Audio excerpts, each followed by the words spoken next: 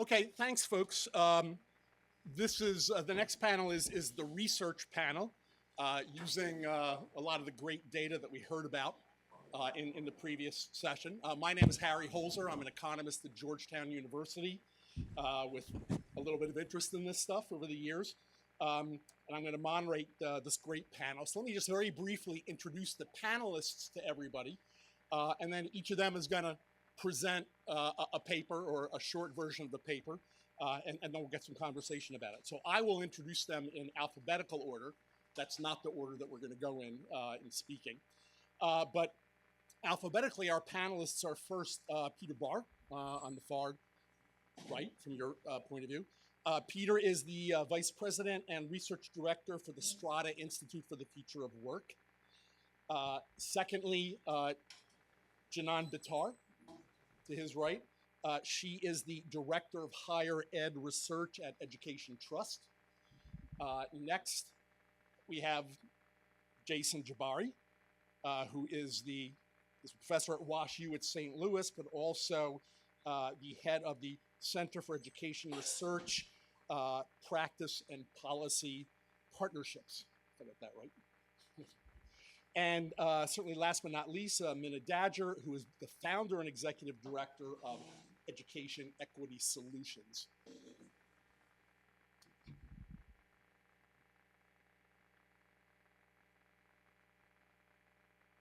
Anyhow, so we're going to go in the order in which the presentations have been entered. We're going to start with Mina. Everybody has to limit themselves to 8 minutes. I will enforce that pretty strictly. A timekeeper on the side, since 4 times 8, that's 32. That will eat majority of our time. So let's really stay within that framework. And I'm also going to ask everybody, when you present your stuff, to make sure we all know what's the main value added of your research. What major hole or major question that has not been well answered to date does your paper help us better answer? So we'll start with Mina. We're going to play musical chairs here, since they're I'll move the music.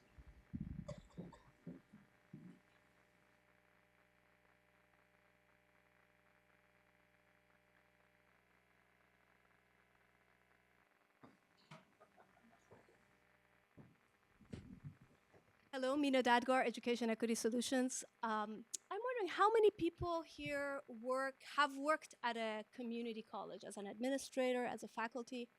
A few. How many of you work with community colleges to improve student outcomes, do research? Okay, quite a few. Great, great. So our study, actually, I have to give some credit to Wendy Sedlak at Lumina Foundation. She reached out to me and said about a couple of years ago, and she said, I don't think we know enough about what students think about students who complete certificate programs. What do they think is valuable? And do they think they got value? Like, we don't have enough student perspective. And can you do a study on that? And I said, well, actually, I think people have already done that a lot. And I was wrong, and she was right. And if you're a researcher, this is an area where we need a lot of replication of what I will just present in different contexts. We do really need to triangulate that. So the questions that we try to answer here is, from certificate, and by certificate, I mean community college certificates, credit and non-credit, and we'll talk a bit about them. We wanted to learn from certificate earners' perspective, the ones that actually earn the certificate, what is valuable, what would have been valuable, what did they want? Some of us talked about we need to complete credentials, we need placement, we need maybe good wages. What do certificate earners want? And also, we start to begin to scratch the surface of, if credentials are valuable, what is it about that credential that make it valuable, right? We heard different perspectives on that. Is it co-creation with employers? Is it certain competencies? Is length, does that have something to do with it? So a little bit about our sample. We worked with 4 community college certificate programs across 3 states. 2 of them were credit-bearing certificates. 2 of them were non-credit-bearing certificates. The length varied between 3 months and 1 year. And you can see that most of the people, so we conducted in-depth interviews with a lot of program graduates. The colleges helped us recruit their graduates. And we also talked to the people who employed those graduates. And we talked to the college personnel that oversee the programs. And we wanted to get various perspectives on something actually pretty specific and pretty deep. We looked at manufacturing programs only, and actually in retrospect, that was a good decision. Like in some ways, industry really matters for what we find about these credentials. These are the characteristics of the people, the interviewees, the racial demographic of our interviewees, the graduates that we talk with. And you will see that people of color are overrepresented. That was intentional. We actually asked the programs to recruit mostly students of color because, you know, we care about credentials that have value, and part of value for us is equitable value. Are the credentials able to create economic mobility for everyone? And that was the question that we were trying to answer here. So our findings is that certificate earners actually have very clear and convergent definitions of what value is. Not so much the employers, not so much the people who are offering these credentials, but the people who earn the credentials are very clear about what's valuable and what is not valuable. We'll talk about that. We also learned that curricular alignment with not just any job, not just the jobs in demand, but with quality jobs is what really determines whether those credentials have value or not. And we'll talk more about what we mean by curricular alignment. Finally, this is kind of the most depressing part of our work is that, you know, we've heard how many people have heard the term stackable credentials? People going back, okay, almost everyone. People going back and getting a credential that maybe takes longer. We find that one of the biggest obstacles to realizing that vision is that when the first rung of the ladder, the first credential doesn't meet students' expectations, they're very unlikely to go back. They feel disillusioned with the value of college, of training, and that seems to be an obstacle. There are other obstacles we'll talk about, but that seems to be an important obstacle. So, certificate earners' definition of value. People across states in manufacturing told us they wanted a job. The reason they went to the program was that they had a job that did not pay the living wage before, and they wanted to go get a training at a community college. And you know, for students, they consider community college. So it doesn't matter what New York Times thinks. You know, community college for the people we talked to, that's college. They wanted to go back to college. They wanted to go to college to make a living wage. And then we asked them, what do you mean by living wage? What is it in your region? And their answers were pretty convergent within one region. You know, they knew how much they needed to what the living wage was. In fact, we mapped it to MIT living wage data, and it's very convergent with the MIT living wage data. They wanted opportunities for advancement, and I think Jason will talk a little bit about the trajectories of payment. So that was very important to individuals. Well, they wanted good working conditions, including work safety. In manufacturing, you know, for a lot of us, we assume that jobs are safe. Our jobs are safe. We don't get injured on the jobs. People who worked in manufacturing, work safety was important to them. Having predictable schedules that were not very long was very important to them. This level of convergence and clarity was very different from what we heard from colleges. Some college personnel were very clear about the same things.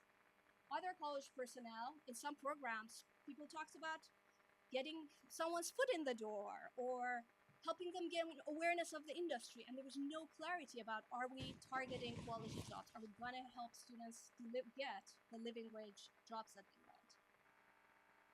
And that, you know, that depended on the college. Not all colleges were like, you know, there were college personnel who were very clear about what we want to get and how students are going to get it.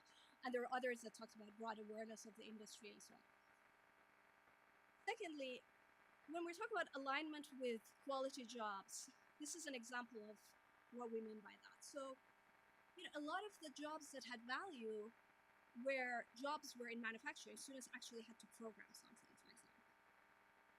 The ones that didn't were the ones where, you know, you think of as operator positions. And whether the program actually intentionally targeted those jobs, what made the difference in delivering value, right? Was a program clear about which jobs it was targeting? And were they entry-level jobs, or there were jobs where had opportunities for advancement? And finally, this is a quote from one of the program graduates. It says, "I guess I'm a little bit scared and hesitant to go back because it didn't work out for me, just the 3 months program. So it scares me to invest more." And this is really sad because, creating stackable pathways is really hard. Those of you who have worked at a college, you know how much work it is to bridge the gaps, the silos between the credit side, the non-credit side. So program personnel were having, there were these administrators, deans who were working so hard to build these pathways. And when the first rung of the ladder worked, students were going back. When it didn't work, it was really hard for students to either want to go back, or for employers to be able to give students flexibility to go back. Thank you.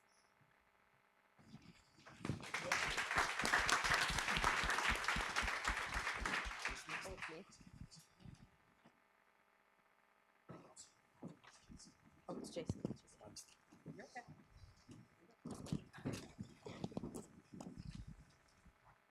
Magical chairs is part of the show.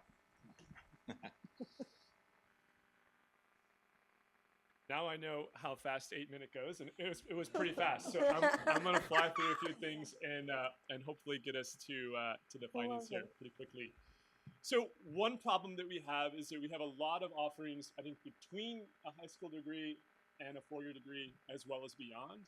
We tend to look at these things in isolation.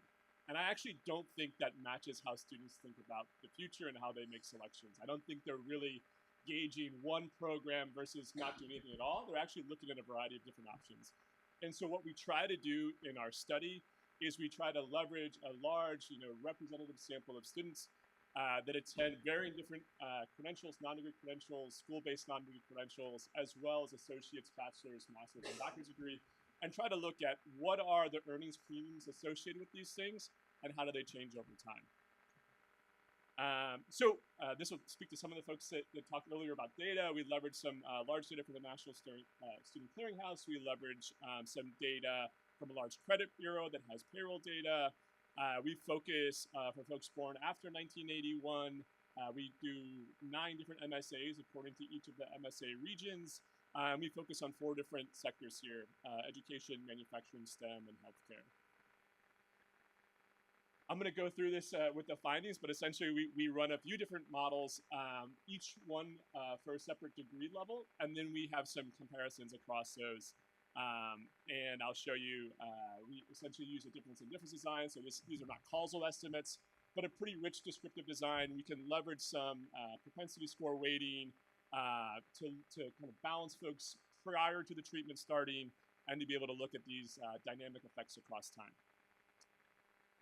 All right, so before I go there, I want to say that, part of the reason for this project is I wasn't really sure how well, the standard model of earnings premiums in education lasts today, right? So we have a Mincer distribution, which essentially, if you looked at earnings at a cross-sectional level, so at any given time, you would see something that looks relative to this, right?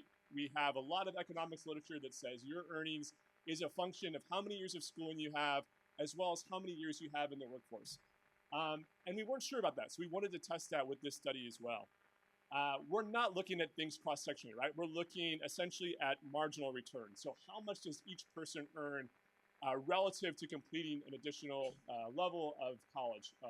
And so here, this is something what we might expect to see, where we have, an associate's degree is 2 years longer, and a bachelor's degree is 2 years longer than that. And so we might see some sort of earnings premiums that look like this, right? Relatively flat, because each level of education, those are additional 2 years of schooling.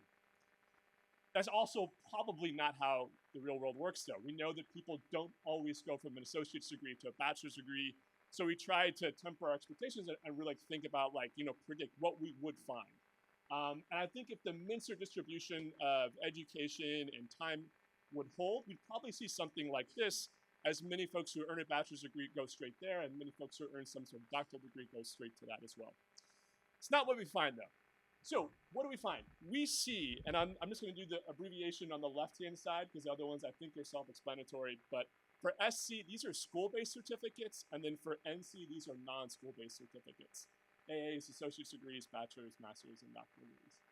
And I think the most interesting thing we found, if we look at our certificates, we see that the earnings premiums actually are very similar and in some cases greater than the earnings premiums for an associate's degree, despite taking much less time to complete, right? So actually you get more bang for your buck when you complete these types of programs. I think part of our study was going to stop there, but we have all this data, so why not look at the other degree levels as well?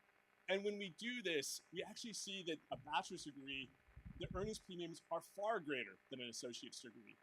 And if you think about the relative time it takes to complete a bachelor's degree relative to a master's degree, which is our 5th bar, it's almost the same, right? So we are seeing something that does not replicate the standard economic model of earnings, education, and time. And so we do see some what we would call greater earnings for less time with the school-based credentials and the non-school-based credentials specifically, as well as some really increased earnings for bachelor's, master's, and doctoral degrees. The last thing we realize is that this is right now this is an arithmetic problem, and this is really not where we think wealth accumulation happens. That's a geometry problem. That is how much area is under the curve over time. And so we look to see what are these dynamic effects across time. And I'll start with the gray, the black, and the blue. So these are our school-based, our non-school-based credentials, and our associate's degrees. And we do see what I would call a short elevator ride. So these bottom 3 lines. Short elevator ride, we see some increased earnings right after completing the program, which we would expect. But for the most part, they become pretty flat over time.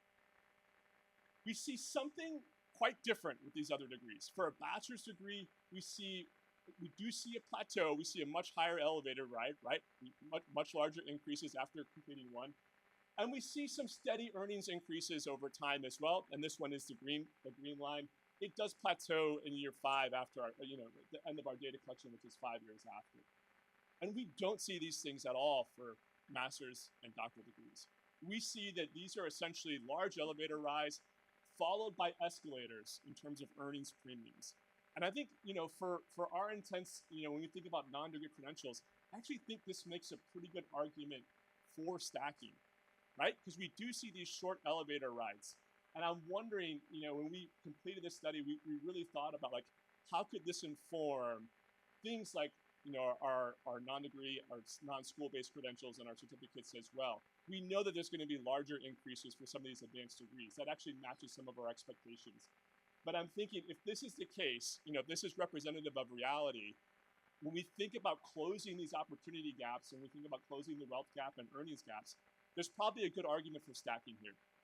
I think that is all my time. I'm not going to go on to anything else, except this is a QR code for the full paper. I'm happy to answer other questions in Q&A. Thank you. Oh,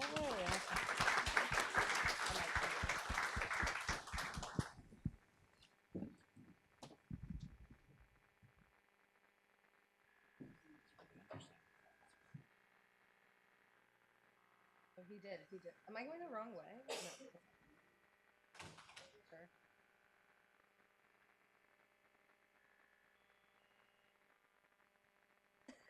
We've made it. All right. Well, hey everyone. My name is Jinann, Bitar, and I serve as the Director of Higher Ed Research and Data Analytics for EdTrust's national office here in Washington, D.C. A little about me. I started as a student affairs professional for about 10 to 12 years at state universities on the West Coast. And that led me to research and then data and then policy. Spent some time at the American Council on Education and the Bipartisan Policy Center before this. And if you're not familiar with EdTrust, we're a national nonprofit trying to ameliorate barriers and challenges in the education to workforce pipeline, particularly for students of color and students from low-income backgrounds. While we have the national office, we have offices all over California, Michigan, New York, Tennessee, and so on. And we're really advancing a pathways agenda right now. So we're focusing on affordability, accountability, and success across various degree programs, including short-term credentials. We've been really well known for our work on affordability and understanding the cost of college for the traditional bachelor's degree. But we also knew a large proportion of students of color and students from low-income backgrounds are in fact overrepresented in these sub-baccalaureate degrees and programs. And we wanted to know if these programs are a good ROI for the students that we care about. I don't think it comes surprising that the value of higher ed is kind of going through increasingly a topic of discussion. And we really thought the first step in understanding value would really be to understand the cost. So we went ahead to understand comparative costs. We created a cost of attendance calculation for short-term credentials. Might look very similar to what you see for like 2 and 4 year degrees. And how we did this is, shout out to Scott and Credential Engine. They allowed us access to the full scope of their back-end data. Of course, the largest national registry on credentials, as you all heard this morning. And if you're interested for some of the technical components, we accounted for things like differences in reported living expenses by geographic location. And we really use median values to mitigate extreme inconsistencies in the data. We created a cost per duration. So that way you could compare an academic or workforce program per month, per hour, per 9 months, per 12 months. Really compare apples to apples. Are these cost efficient? And I won't lie, most of our research agenda was just based on my skepticism of hearing a lot of people being like, they're cheaper. And I'm like, or they're just shorter. So our final sample included about 43 states and almost 20,000 credentials that had duration, costs, and other information provided. And here are some of the key takeaways. So the cost of attendance varies significantly among credential types. I don't think that would surprise anyone, between certificates or licenses or micro-credentials. Something that took us a little by surprise was that workforce providers generally offer lower total tuition compared to academic providers. Happy to talk more about that. But one thing we wanted to understand was affordability, particularly for low-income folks. And so we took the cost per hour and took a look at that against the minimum wage of the state to understand how many of the programs being offered were above or below the minimum wage hour cost. We also looked at how many hours then that would take you to afford that credential in your state. We did this because I don't know how many of you have ever played this game. I certainly have. I'm interested in something, whether it be a class or a purse or a meal. I'm trying to figure out how many hours do I have to work to afford it. I think you can see here some of these would seem a little insurmountable for someone who's got very little time. That means that workers and learners are probably going to need financial assistance to access these credentials. And while they might offer a quicker route to employment, the costs vary significantly. Most cases, students are going to require financial assistance. EdTrust does not have a position on who should be providing that or if that should be provided. But what we want you to know is that people are not going to be able to access that without it. There is a pressing need for better data systems and transparency, and I think you heard a lot about that this morning. And so I want to tell you just a little bit about the next steps. Before they do that, I would love for Sabrina Reese to raise her hand. She's in the room today. She's one of the primary authors of this paper. So to wrap it up, what do we learn? They're pretty cost efficient. And so the question really is, what value are they providing for students? And so for our next steps, we're analyzing credential engine data again. We actually completed a new analysis, a couple more thousand credentials in several new states, and you're going to see a new dashboard on its way. So you can check out our paper online, you can check out our public Tableau with all of the data available, and particularly, especially for folks in this room, we're looking for partners with outcomes data because our next step in 2.0 is that value question. So we want to use this framework of cost and look at some earnings and other outcomes data to give a little more insights on value, particularly for students of color and low-income students. So that's a little from EdTrust today. Happy to take questions soon.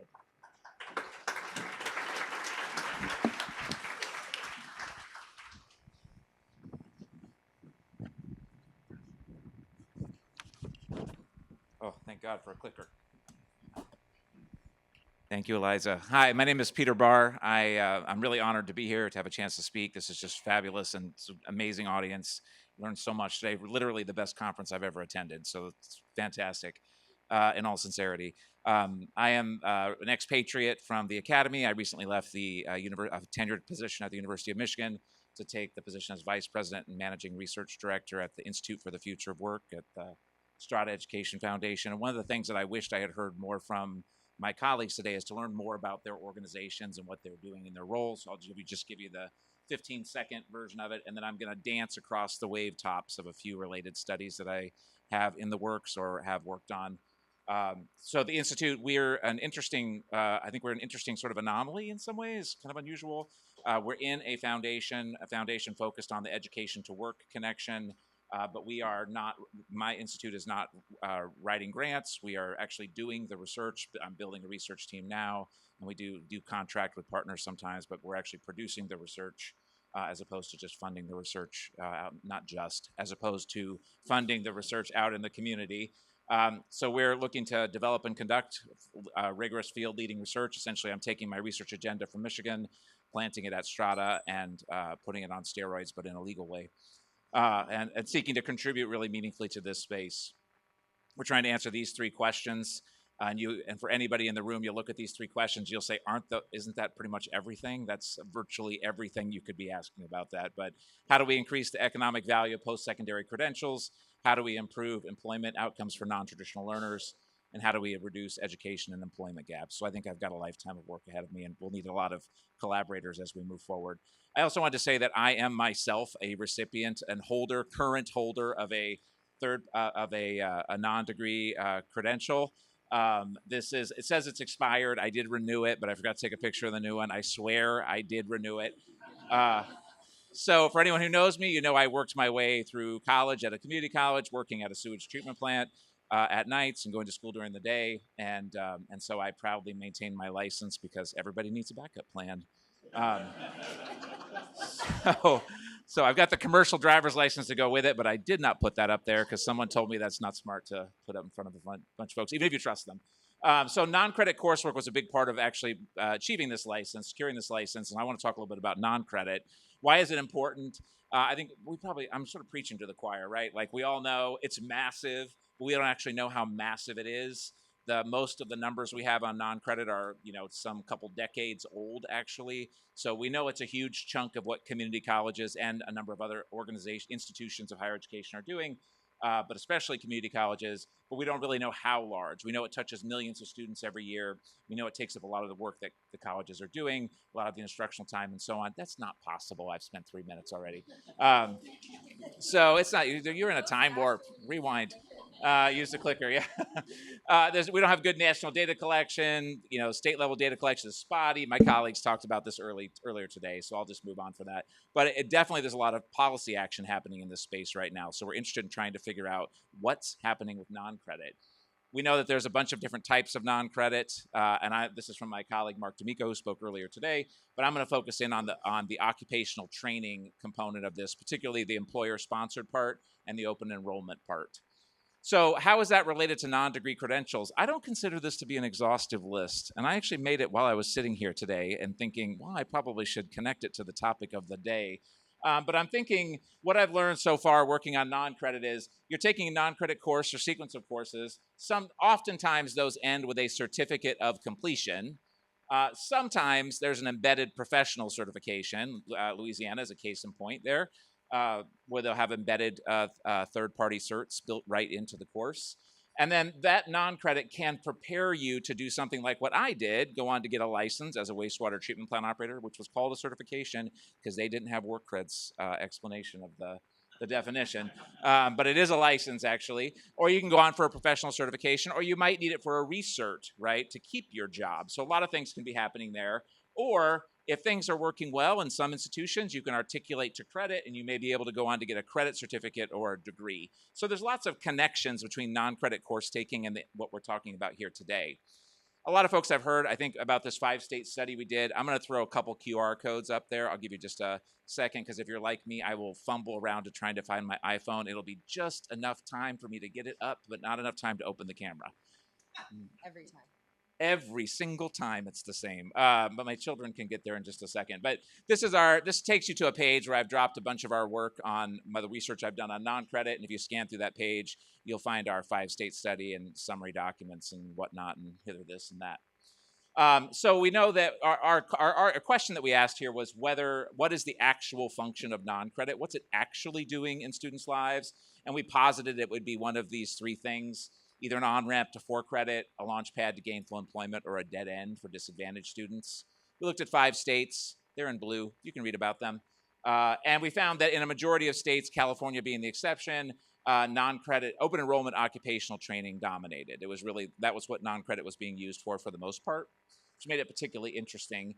Here you can see, if I can get my laser operating, the blue is transition rates from non-credit to credit. The little bands at the bottom. California, pretty strong, but a lot of what's going on is like remedial coursework. Everywhere else, very low transition rates. I've gone on and examined those transition rates more closely since then. And have some other research on that I can share another time. But this is what I want to talk about today is the earnings gains piece. So we've looked at earnings gains and employment transitions around non-credit. Don't even bother reading this. It's ridiculously long and small. But this is our data and methods where we used fancy fixed effects methods and so on to examine the relationship between non-credit participation in non-credit occupational training in Texas and students' employment, earnings gains, industry transitions, and so on. And here's what we found. Interestingly, and I was stunned by this, and I don't know if I should feel good or bad that I was stunned. Maybe it's just I had become, jaded about some of these short-term training things. But what I found is that non-credit occupational training in Texas is, on average, paying off for students, and actually pretty well, given the shortness of the training. My colleagues quoted, 16 to 100 hours, I think, earlier, and I think it's averaging about 112 in Texas. And so it actually is paying off decently well. But highly variable what fields of study it's paying off in, and not always where you think it's going to be. Pretty small gains here, no gains in business and marketing, information and technology, and things of that nature. Do we know why yet? No, we don't. So don't read too much into it. I think there's a lot more we have to unpack there. What it said was lots of mysteries, a few answers, not many though, lots of questions. We found that there's pretty massive differences by whether it's employer contracted or open enrollment training, gender, duration of training, and whether or not you switch industries, which was fascinating. And we found there's a ton of industry switching in this space, lots and lots of it, right around the time that students participate in the training, either before, during, or after. We also found highly varied earnings growth patterns. As my colleague mentioned earlier, we find this in the non-credit training as well. And that by and large, these findings hold in all sorts of different models like you would expect we would run to defend them. The other thing that we found, and this was the key point, last slide, I believe, is that we have net, and that we're just digging into this now, is we have some industries that are net exporters and importers of students. And so, and it's, again, not where you would expect. Transportation is a fairly massive exporter, natural resources, an importer. So we're beginning to look into this and try to unpack what's going on, but we think it's got some promise. Different QR code, feel free to snap it if you like. Thank you for your time.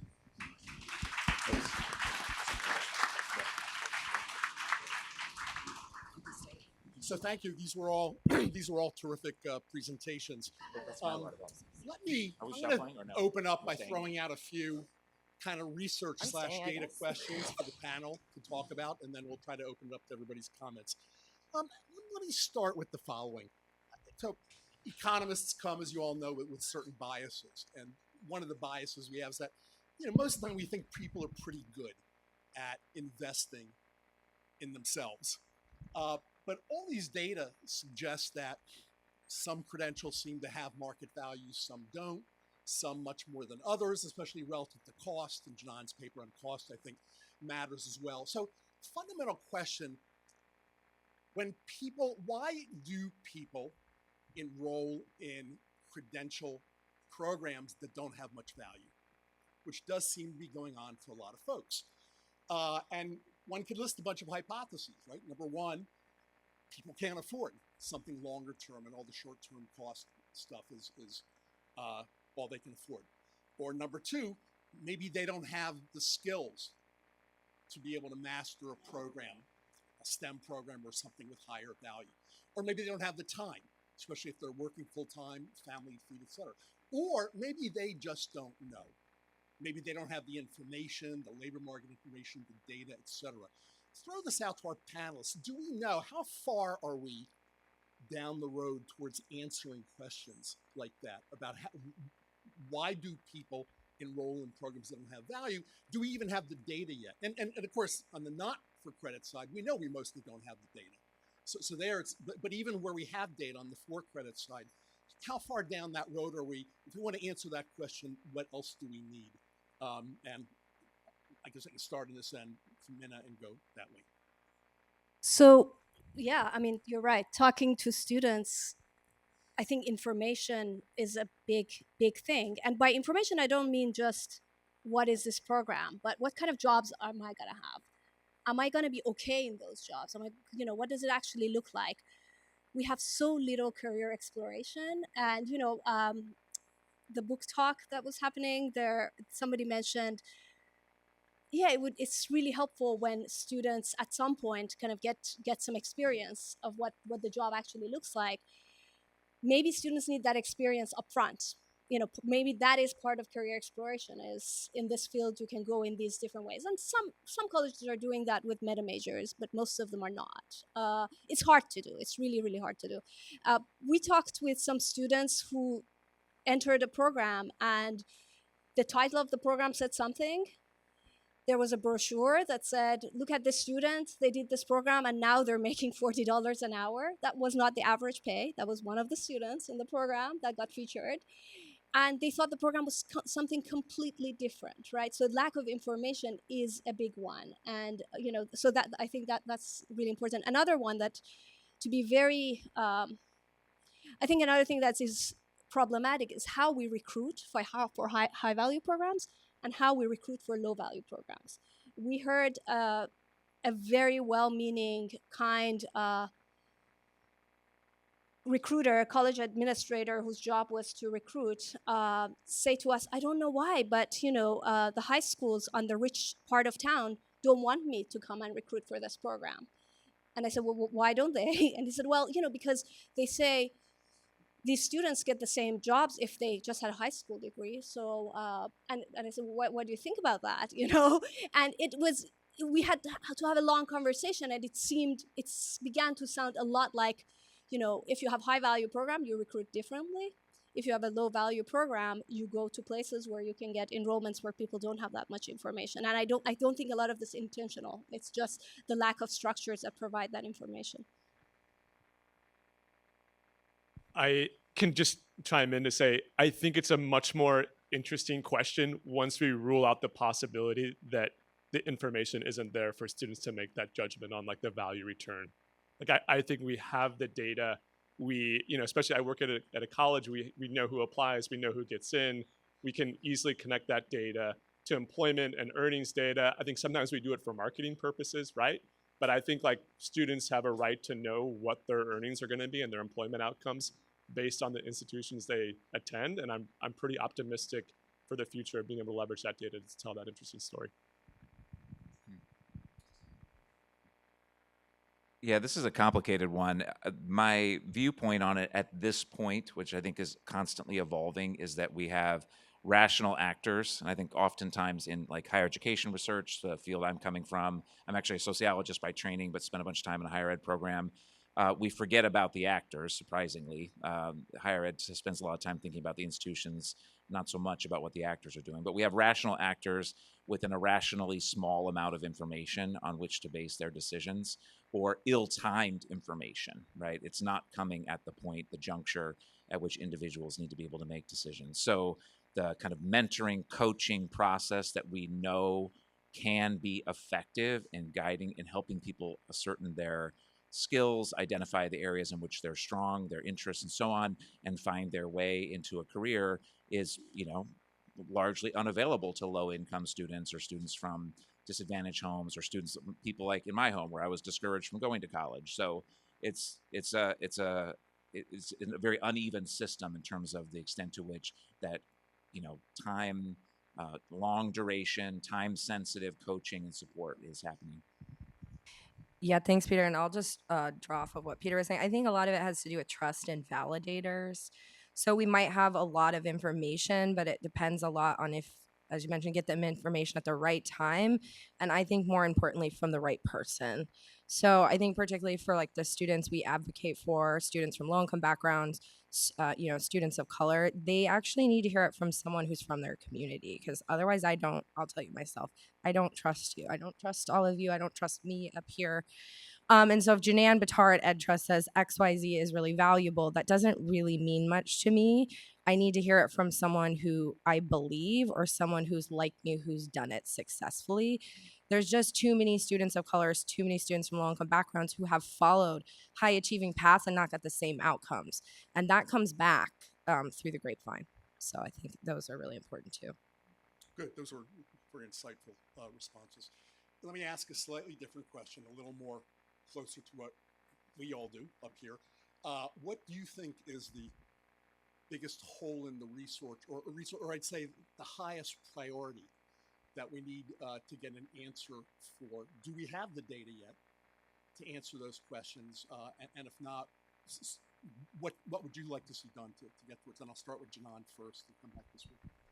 I think the highest priority is just getting some consistent like earnings information across certificate and subback types. So we'll see information from like a region or a certain allied health, but I'm really excited for partners like at Strada and Credlens and folks to just get us a little more information about some of that median and average earnings, because that can go a long way in like, let's say, a college or high school counseling scenario.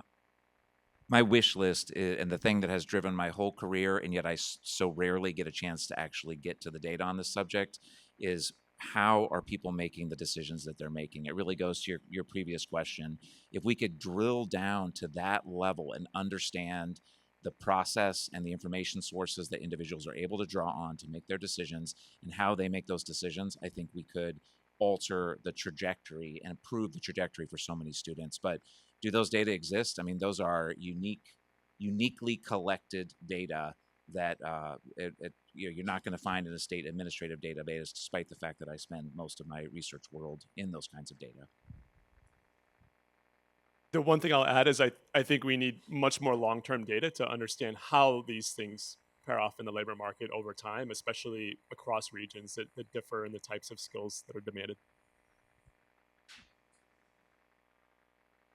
I'm wondering what gives credentials their value. I think we know so little about that. So, if some certificates are valuable in some fields, and certificates in other fields are not valuable, but an associate degree or a BA is, as Jason's and Peter's work shows, why is that?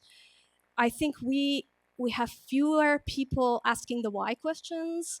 I'm not sure why, but triangulating from employers, from credential earners, from why is it that? Is it because in nursing is a high value of an associate degree in nursing because the program basically has a mandatory apprenticeship, and every employer knows what an associate degree in nursing is. They actually dictate the curriculum. Is that the reason?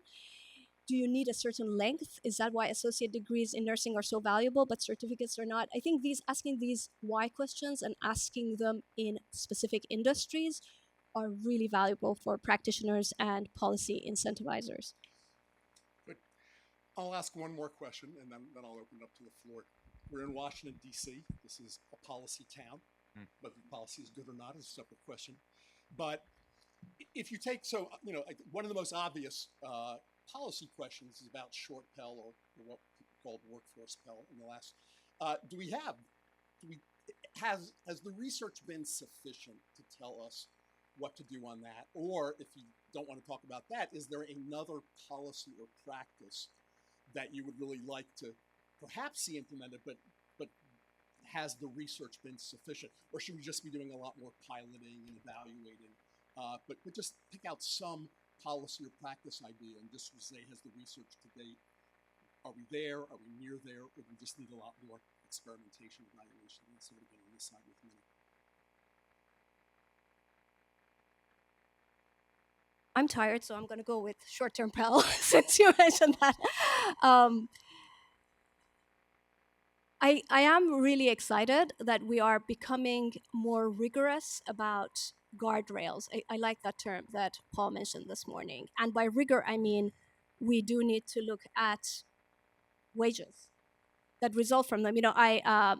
Paul mentioned New America's report. They reported that half of the individuals that graduate from 15 credit or less programs, make basically poverty wages. I don't think we need a ton of causal estimates of that to know that that is not acceptable. Descriptive data, when it triangulates with some level of causal data, I would say that is good enough. I think we should get over the fact that for every single research question, we need a random assignment experiment to be able to make a policy decision. I think we should get over that and say we have enough triangulation between causal estimates and descriptive estimates to trust that I would not send my kid to a program that I know half of their graduates make poverty wages. I wouldn't. That's good enough for me. I don't need a random assignment experiment. For some things, we absolutely do need random assignment experiments, but we do need to know when to look at what level of evidence and where we can just triangulate what we have and make a policy decision. Yeah, part of this question makes me want to go in a different direction, which I'm probably not supposed to. But when I think of like the local policies that have been really impactful in my region, a lot of it is how can we invest in public-private partnerships, especially around this idea of apprenticeships. And so, if there was some magic wand or something, I would probably take it back to a local level and say, like, what are those key investments? Because especially in an area like St. Louis, where it's hard to find high-skilled workers or medium-skilled workers, and it's also a place where businesses don't always want to stay. Like, those have been really important in our regional competitiveness. And there's a match, right? We have a need for folks to build more skills, and we have a need for skilled workers from employers. And I think any of those policies that can really do the work of trying to incentivize public-private partnerships between employers and education institutions with the idea around apprenticeships has been really powerful locally, and I hope that continues. Oh, I love this question. Some folks work on this topic and will know these numbers. Every year, roughly 650,000 individuals are released from state or federal prisons to return to their communities. About 95% do not have a college credential. They have virtually no shot. 2/3 within 3 years will be rearrested. Many will return to prison. In the last couple of years, since 2023, federal financial aid has become available again on a large scale for individuals who are incarcerated. And I'm grateful my colleagues at Ascendium, if any of them are here, have funded a study that I'm running through the Institute for the Future of Work to figure out what makes a high quality prison post-secondary program that consistently leads to good jobs. And that's what we're trying to figure out. And if we could do that well and come up with the things that will make prison higher education work consistently well for individuals, along with all the necessary supports, we will be helping the folks who truly face the greatest obstacles in life. Thanks, Peter. Workforce Pell, short-term Pell. Do we have what we need to know? Probably, but it doesn't look good, and that's why people don't talk about it. So, the Department of Ed did run an experimental sites program on short-term Pell, and then they dumped it because you don't want to see what that looks like. I think the problem is the guardrails issue, and this is not an Ed Trust perspective. I think that moving things towards a broader option of pathways for students is great. They're going to need financial assistance to do it. Short-term Pell might be a great vehicle, but it does actually need those specific guardrails. And so we have to decide what those look like and what the legislative vehicle to do that is. Personally, and I'm sure Ed Trust feels fine me saying that, we don't think the risk-sharing proposal on the table does that work. We do think what's listed out in the short-term Pell proposal offers some great guidelines, although what they are suggesting is not currently actionable in the data they collect or people are collecting. So there's a gap between what's being proposed in the legislation and what it can actually be done in the data that the federal government currently holds. I'd also say that in our recent investigations of value, we really have to ask questions about these guidelines and frameworks.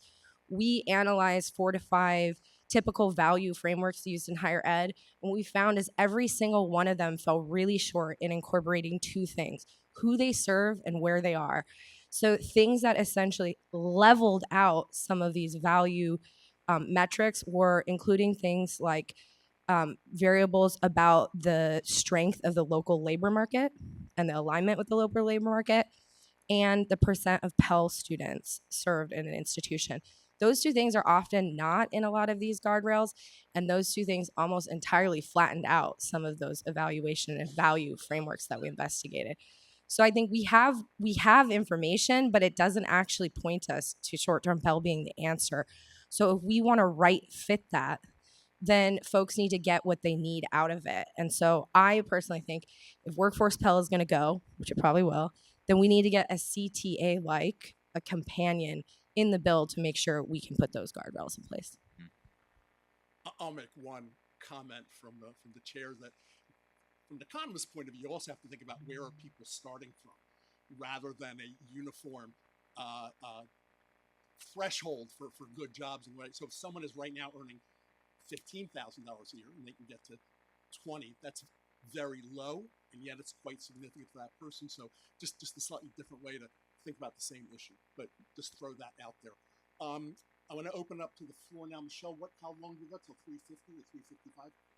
3:50. Okay, now we have 7 minutes. Start with this chair. Actually, it relates to what you just said.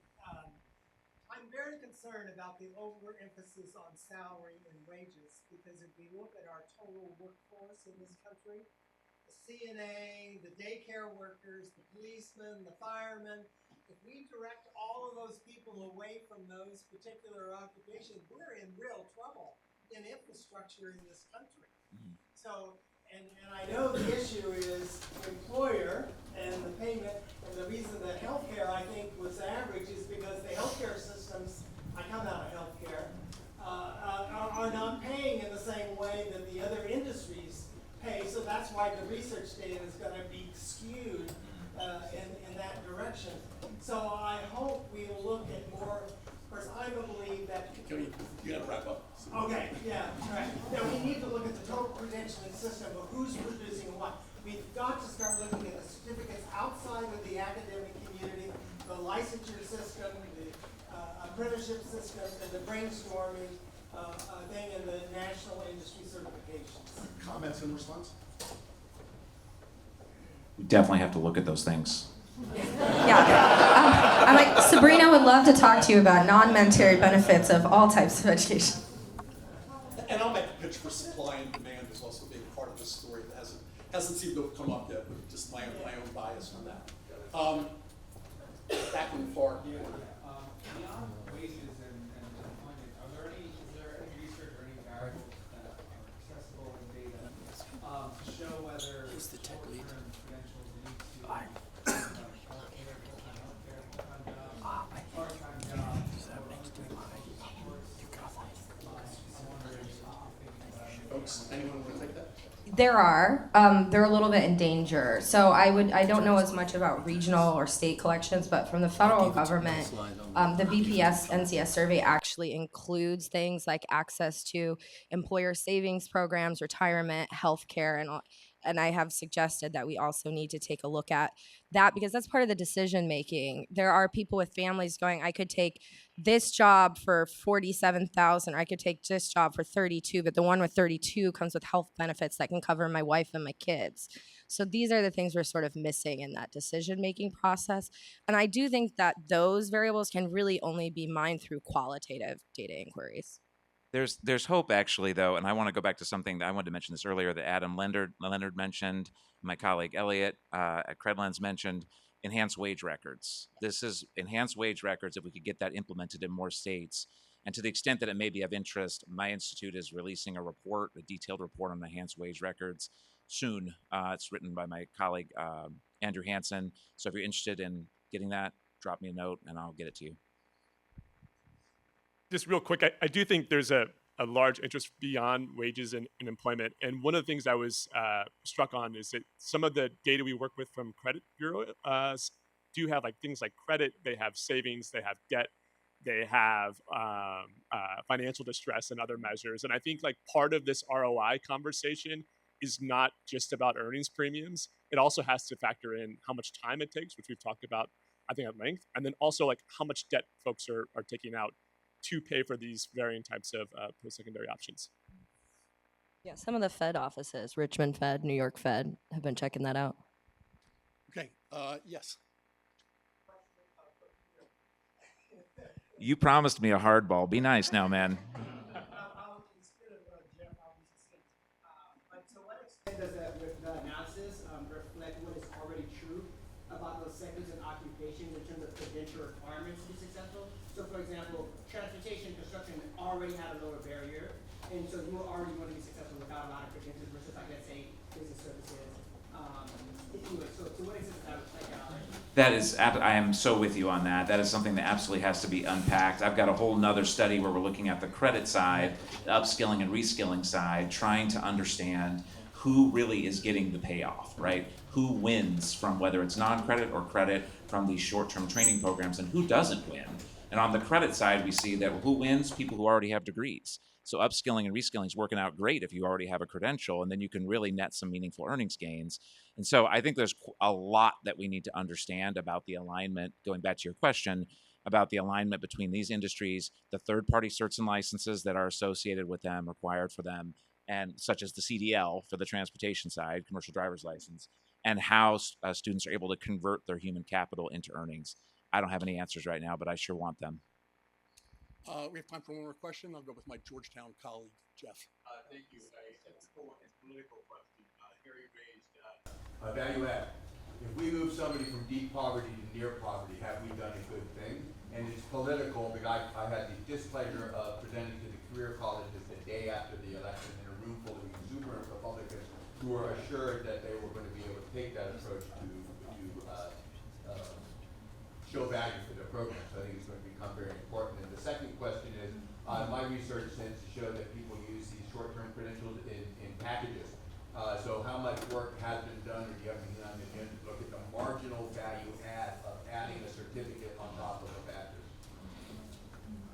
I love that you asked the ethical question. You know, I think social value is very important, but social value becomes important after we have met the threshold of delivering value to individuals, right? So I am not going to tell someone, have your kid study early childhood education because our country needs more early childhood educations. You will have poverty wages, but it will benefit the society, right? And there are ways to get around that. There's very little community colleges, for example, or other training providers can do. The problem is not a community college problem. That problem is a decision we make, right? As the decision that we make about how much we care about phlebotomists, about early childhood educators, and so on. So I just want to say that ethically, approaching that, you know, Lorraine Community College has decided that they are not training any more early childhood educators because they think it's unethical to get students into a career that doesn't pay well, you know. And, you know, our research shows that students want to make a living wage. They don't say, you know, when we asked graduates, are you happy? What were your expectations going in? They were like, I finally, you know, I am 26-year-old. I finally need to be able to support my family. They don't say, I want a 15% increase in my salary. Now, I think it is okay to have wages that are subsidized by the government, right? We do need phlebotomists. We do need home health assistant people. Can we have pathways where as these folks are getting their credential, their wages are being subsidized? You know, doctors' trainings are actually very much subsidized. We don't think about that, but residencies are actually subsidized by the federal government. So we do that for some programs. There's a model for that, but we could subsidize their wages. We could have pathways for them to go back and become nurses, right? And associate degree in nursing, as I said, it's very high value program. Rat Tech is a high value program, yes. So there are ways to address that ethically. I would add the earned income tax credit and some other existing programs that subsidize some of these. That should be part of this conversation too. But I think we're out of time, right? So join me in thanking great set of panelists. Thank you. You guys did a great job. Such a good panel. I'm like, I don't know how we haven't chatted. I know, seriously, we need to be talking, yeah.